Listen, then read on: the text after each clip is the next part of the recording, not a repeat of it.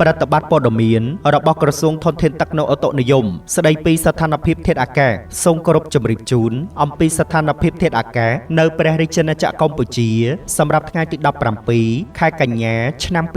2025សម្ពាធទាបដែលកើតនៅសមុទ្រចិនខាងត្បូងមានឥទ្ធិពលលើសមុទ្រអានដាមែនឈូងសមុទ្រថៃអាងទន្លេមេគង្គលើរបបខ្យល់មូសុងនិរតីនិងព្រះរាជាណាចក្រកម្ពុជាស្ថានភាពបែបនេះនឹងធ្វើឲ្យចាប់ពីថ្ងៃទី17ដល់ថ្ងៃទី19ខែកញ្ញាឆ្នាំ2025 1. តំបន់វាលទំនាបសីតុណ្ហភាពមធ្យមអបបរមា23អង្សាសេនិងសីតុណ្ហភាពមធ្យមអតិបរមា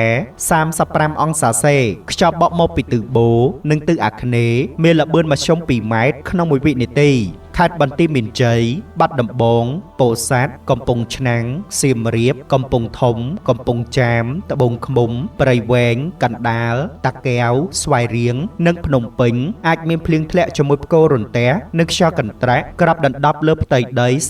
35% 2. តំបន់ខ្ពង់រាបសីតុណ្ហភាពមធ្យមអបបរមា23អង្សាសេនិងសីតុណ្ហភាពមធ្យមអតិបរមា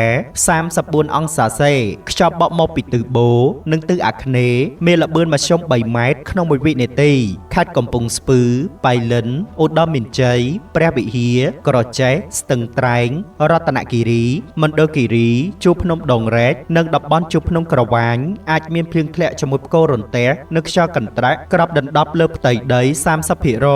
3. តំបន់មាត់សមុទ្រសីតុណ្ហភាពមធ្យមអបបរមា23អង្សាសេនិងសីតុណ្ហភាពមធ្យមអតិបរមា35អង្សាសេខ្យល់បក់មកពីទិសនិរតីនិងទិសអាគ្នេយ៍មានល្បឿនមធ្យម3ម៉ែត្រក្នុង1វិនាទីខេត្តកោះកុងព្រះសីហនុកំពតកែបនិងជួរភ្នំបូកគោអាចមានភ្លៀងធ្លាក់ជាមួយផ្គររន្ទះនិងខ្យល់កន្ត្រាក់ក្របដណ្ដប់លើផ្ទៃដី 20% រលកសមុទ្រមានកម្ពស់មធ្យមអបបរមា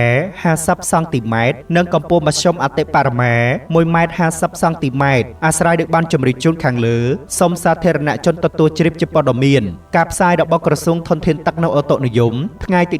17ខែកញ្ញាឆ្នាំ2025សូមអរគុណ